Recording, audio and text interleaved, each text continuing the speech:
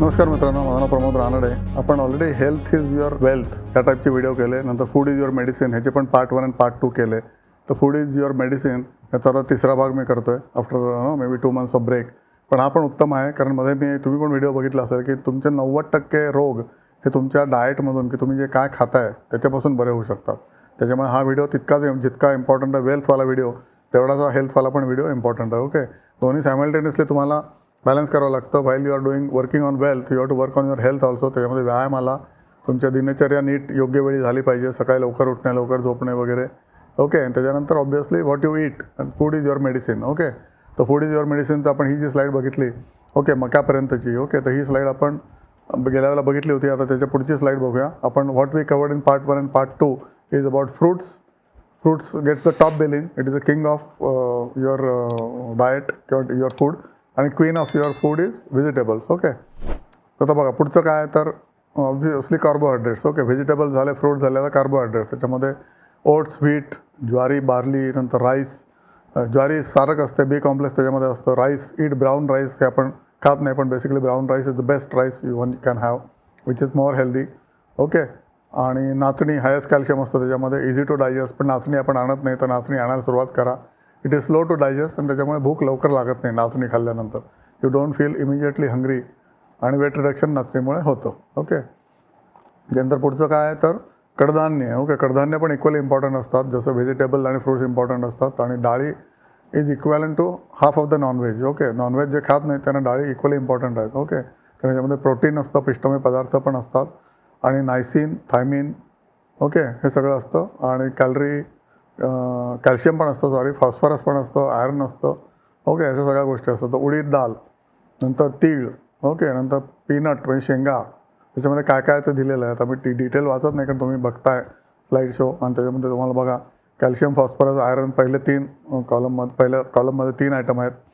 दुसऱ्या कॉलममध्ये percentage protein आहे, तिसऱ्या कॉलममध्ये फॅट आहे, नंतर पिष्टमय पदार्थ किती आहेत त्याच्यात, ओके, पर 100 ग्रॅम, आणि कॅलरीज किती आहेत पर 100 ग्रॅम. तर असं उडीद दालामध्ये कॅलरीज 347 आहेत एका 100 ग्रॅम जर तुम्ही खाल्लं तर. या आणि सगळं याच्यामध्ये, ओके, उडदामध्ये कॅल्शियम आहे, फॉस्फरस आहे, आणि आयर्न पण आहे. फॉस्फरसमुळे तुम्हाला उत्साह मिळतो, या कॅल्शियममुळे स्ट्रेंथ मिळते आणि एनर्जी मिळते जास्त. आयर्नमुळे ऑब्व्हियसली तुमचं ब्लड खूप चांगलं होतं, it becomes red. Okay, your haemoglobin increases. नंतर शेंगा, आधी आपण शेंगा आणि गुळदाणे खायचो बघा, त्याच्यामध्ये खूप सत्व असतं. त्याच्यामुळे गुळदाणे तुम्ही खायला घेत जा, that is equal to good amount of protein. त्याच्यानंतर मसूर डाळ आहे, मूग डाळ आहे. ओके, नंतर सोयाबीन आहे. सोयाबीन पण आपण विशेष घेत नाहीत, तर गव्हाच्या पिठामध्ये तुम्ही सोयाबीनचे दाणे पावशेर टाकले पाहिजेत. ओके, त्याच्यामुळे पण तुम्हाला भरपूर फायदा होतो, आणि soybean is rich in proteins. Okay, नंतर हरभरा हे गोड खाद्य म्हणायचे आधी, पण हरभऱ्यामध्ये किंवा फुटाण्यामध्ये प्रचंड ताकद आहे. त्याच्यामध्ये कॅल्शियम, फॉस्फरस, आयर्न या प्रमाणात आहे. 202, 312 आणि 10 आयर्न, आणि प्रोटीन्स 21% आहे. ओके, दर 100 ग्रॅममध्ये. फॅट फक्त 6% आहे ऑब्व्हियसली, आणि पिष्टमय पदार्थ तर नाहीच आहे त्याच्यामध्ये, आणि कॅलरीज भरपूर आहेत. त्याच्यामुळे घोडा का पळतो जास्त, तर तो हरभरा खातो. त्याचं गोड खाद्य का म्हणतात, तर घोड्याला पळायला लागतं, एनर्जी लागते. त्यामुळे फुटाणे खा, तुम्ही एनर्जेटिक राहाल. ओके, होप तुम्हाला कडधान्य, ओके, फ्रूट व्हेजिटेबल, आता कडधान्य झाली आपली. तर पुढचं काय आपण बघूया. ओके, अजून पुढची कडधान्य. ओके, आता काय काय ते प्रत्येकच्या प्रॉपर्टी असतात. ओके, उडीद वातूळ असतं. ओके, तीळ हाय कॅल्शियम असतात, आणि हाय आयर्न असतं रेड तिळामध्ये. म्हणजे जे तीळ लाल असतात त्याच्यामध्ये आयर्नचं प्रमाण जास्त असतं. त्यामुळे ज्यांच्याकडे हिमोग्लोबिनचा प्रॉब्लेम आहे त्यांनी लाल तीळ खायला पाहिजेत. या असं लिहिलेलं आहे. हे सगळ्या नोट्स आहेत from the health books, okay, of different experience people, women as well as men. Okay, नंतर शेंगा, खारे दाणे, ओके, आणि जॅगरी बेस्ट टॉनिक. आम्हाला आईवडील द्यायचे शेंगादाणे ॲज अ टॉनिक. ओके, एक मूठ तुम्ही शेंगाचे दाणे 1 hour before lunch, you will eat less, असं म्हणतात. ओके, मसूर पौष्टिक आहे. मसूर टोमॅटो आमटी इज द बेस्ट. ओके, कारण मसूर वातूळ नसतो. मुगाची खिचडी पौष्टिक. ओके, सिम्पल टू मेक, आणि moong easy to digest. Mohari for sick persons, joint pains, okay, neuro pains, apply paste externally. नंतर सूर्यफूल सीड्स, याच्याबद्दल काय विशेष सांगितलेलं नाही त्याच्यामध्ये. Soyabean, it has a lecithin layer on intestine, ensures no ulcers. Okay, सोयाबीनचा तो इम्पॉर्टन्स आहे. त्यानंतर सोयाबीनचा अजून इम्पॉर्टन्स काय तर नो स्टार्च, दो पिष्टमय, good for blood deficiency soybean आणि गुड फॉर मधुमेह. हरभरा, ओके, हरभरा पाण्यात भिजवून खा overnight, it is good for sugar control. Okay, त्यानंतर आता ड्रायफ्रूट्स पुढचं. ओके, व्हेजिटेबल्स झाले, फ्रूट्स झाले, कडधान्य झाले, कार्बोहायड्रेट झाले. आता dry fruits. Okay, dry fruits they have pacifirin, okay, which is antibiotic. Also oxons, it generates cells in the body. ड्रायफ्रूटमध्ये ती ताकद असते, त्यामुळे तुम्ही ड्रायफ्रूट खाल्ले तर तुमचे सेल्स रिजनरेट होतात. So you keep younger longer. Okay, 100 gram is equal to 600 calories. Okay, अक्रोड, नंतर काजू बदाम, ओके, नंतर दही, नंतर केन ज्यूसमध्ये आला तो केन ज्यूस पण इम्पॉर्टंट. नंतर मिल्क, नारळ आणि हनी हे सगळे ड्रायफ्रूटमध्ये मोडतात असं दिसतं आहे as per the book what I read. आणि याच्यामध्ये calcium, phosphorus, iron, proteins. Okay, काजू पिस्त्यामध्ये मॅक्सिमम प्रोटीन पर्सेंटेज आहे. Okay, in 100 gram. Okay, that percentage is in every 100 grams. Okay, so this is about young dry fruits. Okay, dry fruit तुम्ही खाल्ला तर जास्ती दिवस young राहू शकता असं यांचं म्हणणं आहे. आता अक्रोड काय करतं, अक्रोड works on brain, joint pains. Okay, अक्रोड तेल इज गुड फॉर फेस, जे आपल्या चेहऱ्यावर वांग येतं ना त्याच्यासाठी. काजू पिस्ता, फुल अक्रोड गुड. ओके, फॉर कोठा, म्हणजे आपलं जे आतड्यात साफ होण्याची जी गोष्ट असते, कोठा साफ करतं फुल अक्रोड जर घेतलं तर. ओके, जॉईंट पेन नष्ट करतं, व्हिटॅमिन आहेत, आयर्न आहेत. सो ऑब्वियसली फॅटी आहे, त्यामुळे एकच तुम्ही खायला पाहिजे, काजू आणि पिस्ता. ओके, नॉट मच, एक किंवा 2-4 असे. बदाम, लिओलेनिक ॲसिड असतं, it reduces cholesterol, it always after they are in water. त्यामुळे भिजवलेले बदाम बेस्ट असतात. Okay, enthusiastic, good for nerves, bones, heart, liver सगळ्यासाठीच. मेक्स हेमोग्लोबिन आणि युनानीमध्ये रेकमेंड करतात, राईट, बदाम. नंतर cane juice, Ayurveda use cane juice is good for stomach, kidney, heart, eyes. Okay, आणि कावीळसाठी तुम्ही केन ज्यूस घ्यायला पाहिजे. ओके, तुम्हाला वेट इन्क्रीज करायचं असेल तरी तुम्ही केन ज्यूस घेऊ शकता. Dahi, beauty secrets, dahi is a beauty secret of most of the women. Milk with fresh butter milk, 1 litre milk gives you adequate calories for 1 day full, easy to digest. 2 तासात दूध तुम्हाला digest होतं. Okay, नारळ पौष्टिक, पण obviously कमी क्वांटिटीत खायला पाहिजे. Honey, good for heart. Okay, hot water honey म्हणतात, पण हनी मी एक दुसऱ्या ठिकाणी वाचलं की हॉट वॉटरमध्ये कधीच घालू नका. Okay, lemon is best drink in the night, honey and lemon.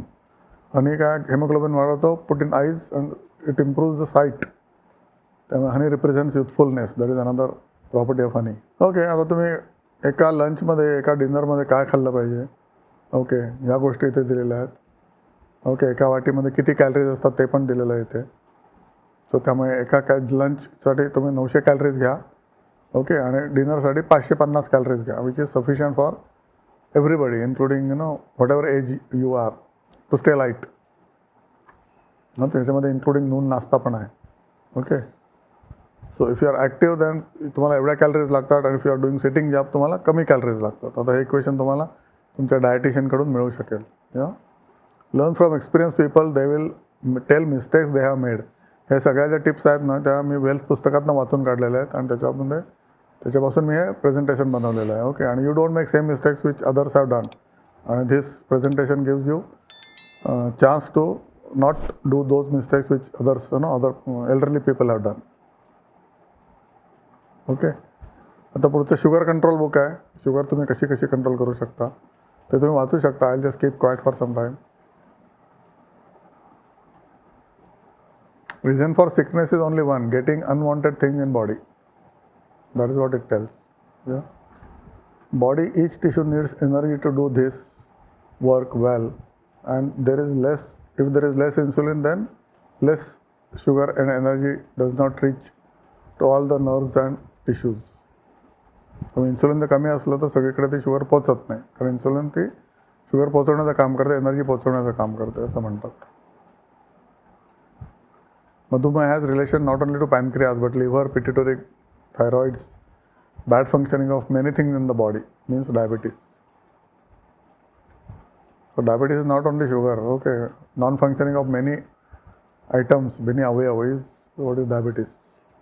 Overeating of not only carbohydrates but proteins, fat also results into मधुमेह. टाईप 1, टाईप 2 तुम्हाला सगळ्यांना माहिती आहे, तुम्ही वाचलं असेल भरपूर वेळा.